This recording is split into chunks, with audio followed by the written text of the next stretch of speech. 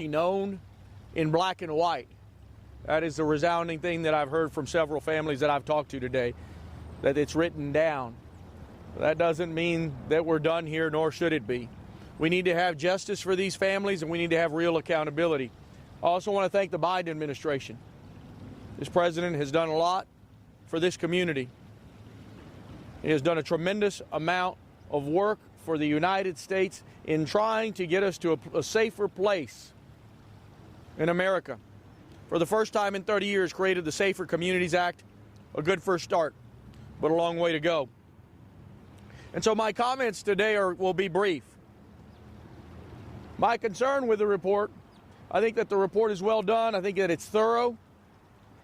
And I think that it, as I begin to read it and will continue to read it, finds recommendations and conclusions that I think are important for the public to know. Not the least of which is that every law enforcement agency that arrived at this scene on May 24th of 2022, some 20 months ago, had a lack of urgency. That word is replete in this report. A lack of urgency. There was a lack of leadership. It does isolate two of the local police officers, the acting chief of police, Mariano Pargas. It isolates Arredondo and his comments and his actions in that report.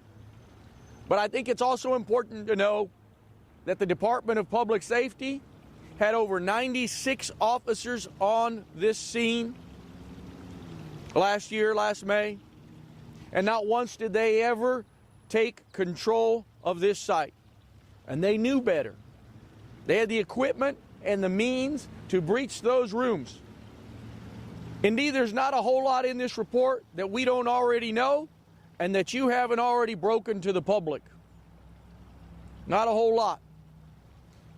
But I think that in the final conclusion, I think the only solace that we can take from it is that it's finally in black and white and in writing for all of us to see.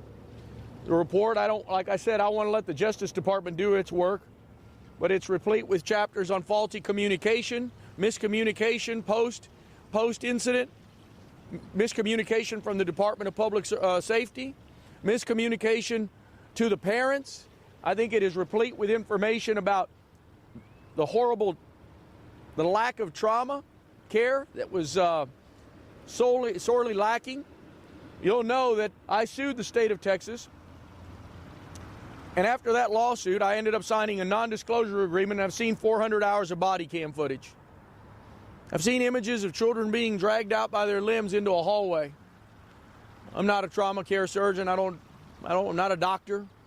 I don't know if that's the way you're supposed to do things. But it was abundant to me and my staff that something went wrong in the post-incident piece as well. Somehow a teacher was left to die in an ambulance for 45 minutes because they couldn't move that ambulance. Helicopters that stayed in the airport a mile and a half away didn't come on and land at that school to take those souls out of there that did have a pulse, 4 of which died on the way to the hospital. The biggest conclusion that we can all take is something we've already known for the last year and a half or more. And that's the Department of Public Safety should have known better. Its failed leadership and its infrastructure failed this community and failed rural Texas. The local police failed this community. And more importantly, as the Justice Department tells us, in that document that is sealed by them, it tells us that there was a complete and utter lack of urgency when it came to taking care of these children and to understanding that this was an active shooter situation. And so I'll open it up for any questions that you might have. Like I said, they have a story to tell you that's more in-depth than I do. It's their document. I've read portions of it this morning. I was briefed by them briefly last night. I'm not here to rain on their parade, but this isn't about who gets the kudos for anything. This is about finding justice for families. And heretofore, they haven't gotten any. There's no justice for these families. By the way, there's not an amount of money that's going to bring their kids back. But sadly, in all of this gross negligence that occurred on May 24th here in Uvalde, Texas, all of these agencies are covered by something called governmental immunity. And so for me, The message that I can send to a governor and a state legislature that did nothing for 5 months and 4 special sessions to help this community and these families, did absolutely nothing, is go back in the next legislative session, give these parents permission to sue the state of Texas for their gross failure, their gross negligence that occurred. That's what I'll keep fighting for, so that these families can have some kind of justice at that courthouse across the street, so that they can have some kind of solace that their children didn't die in vain. And then secondarily, we need to change the policies in this country on gun violence and access to guns, because nowhere should an 18-year-old be able to access an AR-15, go in and buy hundreds of rounds of ammunition on the next day, and on the third day pick up his AR-15 that he bought on the internet at the same small gun shop in the same small town, and nobody even thought that that was a significant event. So I thank you for coming out. We've been at this now for a long time, you and I and the public. I'll continue to talk about this until the day I die. Never did I ever think that I would see dead children in a classroom. These angels die like we train them to die. In their active shooter drills that they have, they live with a kind of anxiety, our children, that we never had to deal with. They shut the lights down, they closed the blinds. There was nowhere to hide, so they huddled together. They died in 2 piles on top of each other in that second classroom. 2 teachers trying to shield their kids and safeguard them. 1 teacher dead, 1 barely living. We've got to learn from what happened in Uvalde, Texas. It's my hope that at least this report tells the entire world that we need to have some real change. Do something in Spanish, sure. La tragedia que sucedió el 24 de mayo fue algo muy horrible y gracias a Dios, ni siquiera hoy tenemos en ese reporte que usted tiene en sus manos, tenemos ya en concreto conclusiones y recomendaciones. Y las conclusiones fueron simples. Que todos los policías ese día fallaron a esos niños, fallaron al público, fallaron a los padres de esos niños en comunicaciones y fallaron principalmente porque hubo ninguna urgencia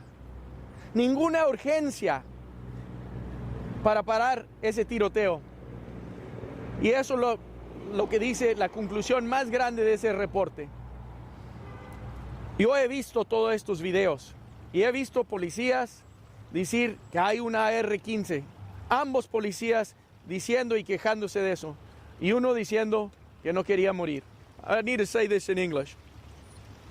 The largest refrain from the audio that I've seen, the 400 hours of audio and body cam footage that I've seen, was from cops. There's an AR-15 in there. There's an AR-15. We've got to be careful.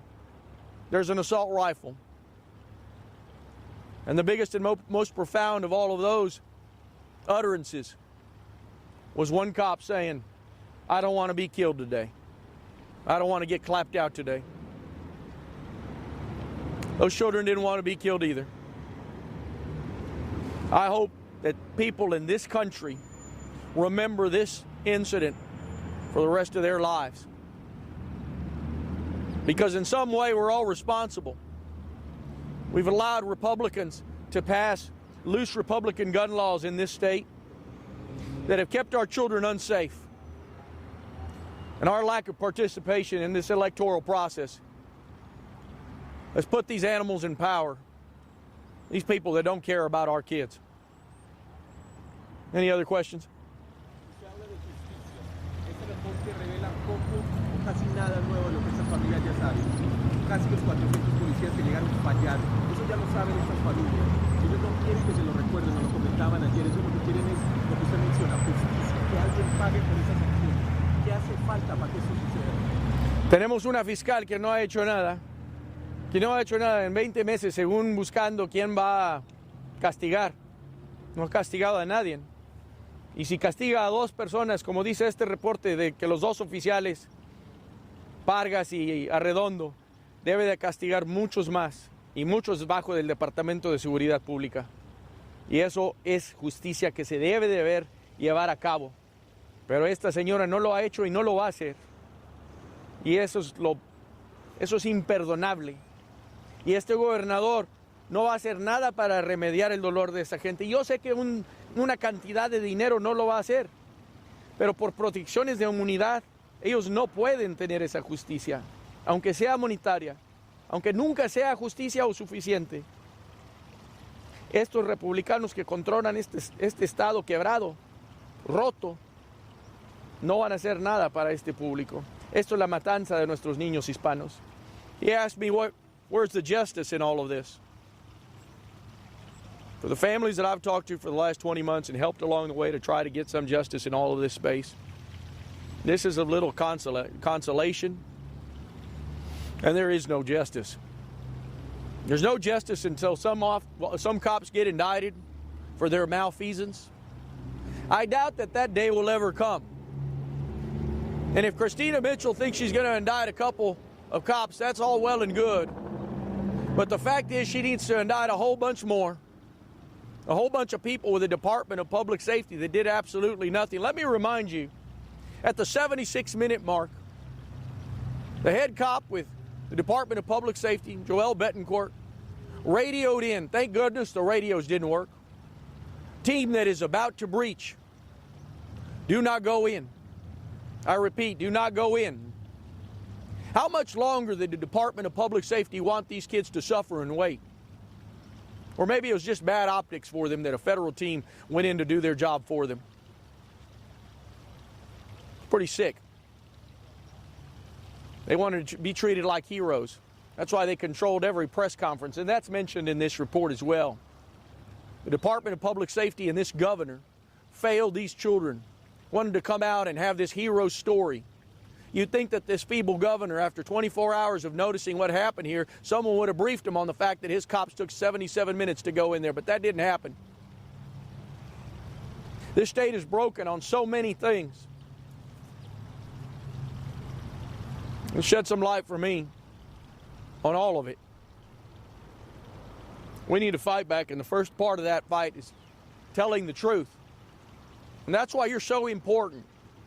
Really, you members of the media need to keep telling the truth about what's broken in this state. And it's all broken. And we deserve so much more and so much better than we've got. I have a question. The narrative you keep saying, they kept saying they are in there. They are. Why wasn't the narrative there are kids in there? There are kids in there. Those cops were cowards, and those kids were braver than the cops.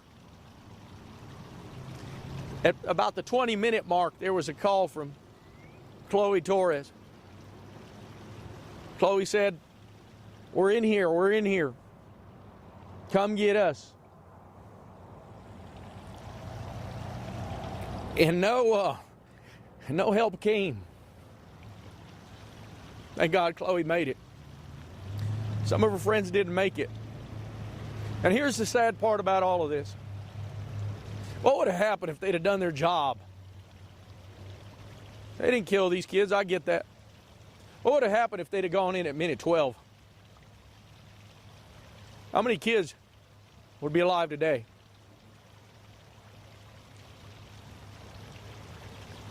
They all need to explain themselves to us. There was a memo that was exposed by one of the agencies, one of the news stories, an internal memo with DPS, where Steve McCraw says, relax. No one's going to get fired over this. There's been no accountability at this agency. One man they said was fired was allowed to retire. And the other Texas Ranger, they said they fired, is still on the payroll, $100,000 later, sitting on his couch. Steve McCraw will tell me, well, that's because the DA's investigation isn't done yet. You all heard in that leaked story several months ago where more than one, more than two, and more than 5 cops uttered about that gun. These cops were afraid of that gun. They don't have the decency and the fortitude to go into that building in Dawson or into the halls of Washington as law enforcement and say, do something about this gun, because it's a killer. It's a killer of kids. It's a killer of human beings. It's a war rifle and nothing more. I have a whole lot of guns, and I fired that one. Most powerful gun I've ever fired. We need to do something about this for sure. I want to thank you all today for coming. I know that if you don't have any further questions, I'm sure they're waiting on you down the hall. They moved their press conference to 11 down the street. Does anybody have anything further? Seguro. Señor Gutiérrez, usted leyó este informe. ¿Cómo califica las acciones de la policía? Es una gran negligencia lo que sucedió y más que eso, fue criminal lo que sucedió. Fue una negligencia en no rescatar a estos niños y no darles la habilidad de tener una oportunidad de vivir. Estos tiroteos resultan a través de todos los Estados Unidos, se acaban en los 12 minutos. 77 minutos pasaron porque estos policías fueron cobardes. ¿Usted leyó este informe completo, vio video? He visto 400 horas de video anteriormente, no he leído esto en total, nomás secciones. Usted hablaba del control de armas. En estos momentos un incidente como este pone este tema otra vez sobre la mesa. Yo he visto niñas sin fachada, sin cara, por lo que les sucedió por esta bala, de esa arma. Tenemos que hacer algo de esta R-15, que es una arma de guerra y no tiene no debe estar en el público. Y la última pregunta es, muchos de los oficiales que nombran en este reporte aún continúan trabajando. Todos siguen trabajando y esa es la gran injusticia que ha sucedido. Uno se retiró, dijeron que lo despidieron, no fue cierto, se retiró, y el otro todavía lo están pagando. Todos siguen trabajando, menos uno, menos Arredondo. Entonces hay reportes, pero no hay justicia hasta el momento. Hasta ahorita estas familias no han recibido ninguna justicia. Muchas gracias, Lucas. Thank you all so much. I appreciate it. You can take your mics.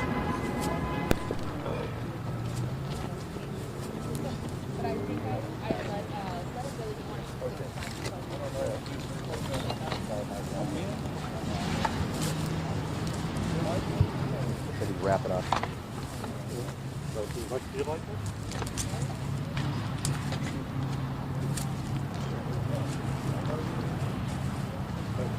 Ross, Yes. that break we talked a couple days ago over Zoom. Yes, sir. Mind if we ask you a few questions about your reaction to the review? I mean, so we're going to be doing a presser Okay. here right after it, so Okay. that'll be just the best time. All right, no worries. I'm about to head out. Yeah, no worries, man. We'll see you then. Yeah, thank you.